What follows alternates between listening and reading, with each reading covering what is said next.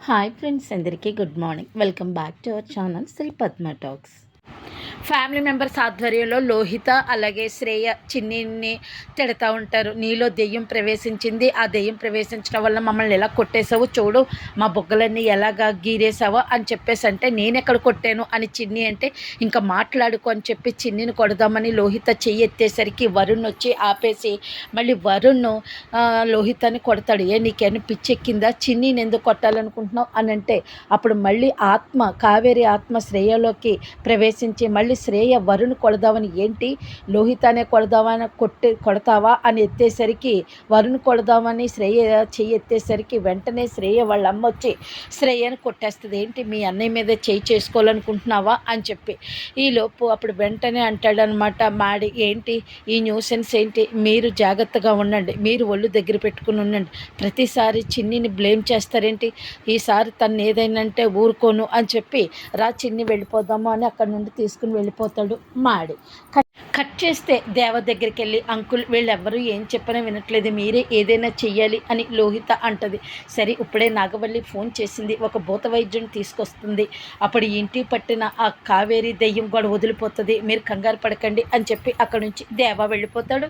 ఈలోపు చిన్ని మ్యాడీ బెడ్రూమ్లో ఉంటారనమాట. ఈలోపు కళ్ళలో నలక పడుతుంది. అప్పుడు వెంటనే చిన్ని వచ్చి, ఏంటి మ్యాడీ కళ్ళు నలక పడ్డదా శ్రీవారు అని చెప్పేసి, మీరు అలా నలుపుకుంటే మళ్ళీ పాడైపోద్దు కన్ను అని చెప్పి ఊదుతుంది. తన నోటితోటి ఊదుతూ ఉంటుంది. మళ్ళీ తగ్గిందంటే తగ్గలేదు అని అంటే తన పౌటు కొంగు తీసుకుని నోటి దగ్గర హద్దుకుని అప్పుడు మళ్ళీ మ్యాడీ కంటికి హద్దుతుంది. ఇంకా ఇలా ఒకరికొకరు చూసుకుంటారు. అక్కడ ఒక సాంగ్ ప్లే అవుతుంది. వీళ్ళిద్దరూ కలిసి ఉన్నవి, వీళ్ళిద్దరూ కూర్చొని తినేవి, వీళ్ళిద్దరూ తిరిగేవి, వీళ్ళిద్దరూ మేడమెట్లు దిగుతూ వస్తున్నవి, ఇవన్నీ కూడా గుర్తు చేసుకుంటూ ఉంటారు. ఈలోపు ఫోన్ వస్తుంది. అక్కడ నుండి వెళ్ళిపోతాడు మాడి.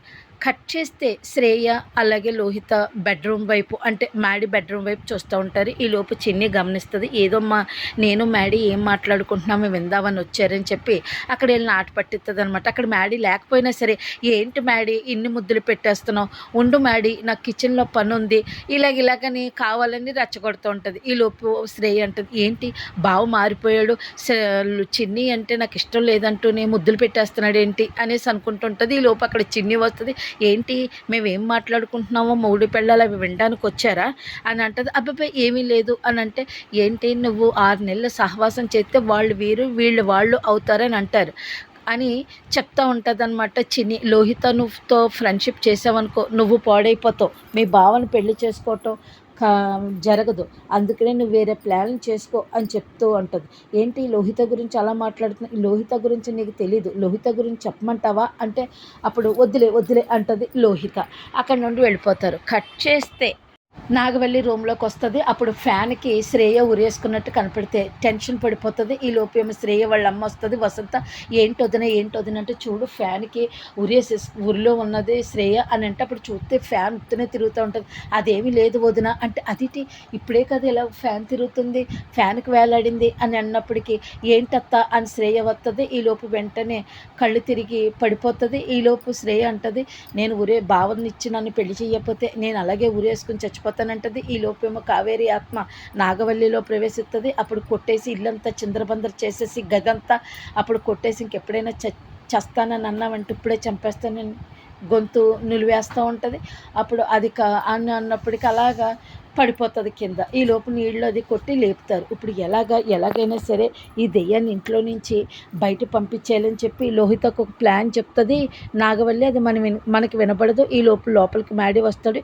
ఏంటి మమ్మీ ఏంటంటే, ఈ ఇంట్లో వింతలు విచిత్రాలు జరుగుతున్నాయన్నాను కదా, ఆ చిన్ని వల్లే అంటే, ఏంటి ఈ సామాను ఇలా చెల్లా చెదరు చేసేసారు అని అడిగితే, ఇదంతా చిన్ని వల్లే, ఆ దెయ్యం చిన్నిలో ప్రవేశించి ఇల్లంతా ఇలా చేసేస్తుంది, మన ఇంట్లో బాగోట్లేదు అని చెప్తా ఉంటుంది నాగవల్లి మ్యాడీకి. నేను మమ్మీని కదా, అబద్ధం ఎందుకు చెప్తాను మ్యాడీ అని చెప్తూ ఉంటుంది. అంతే ఫ్రెండ్స్.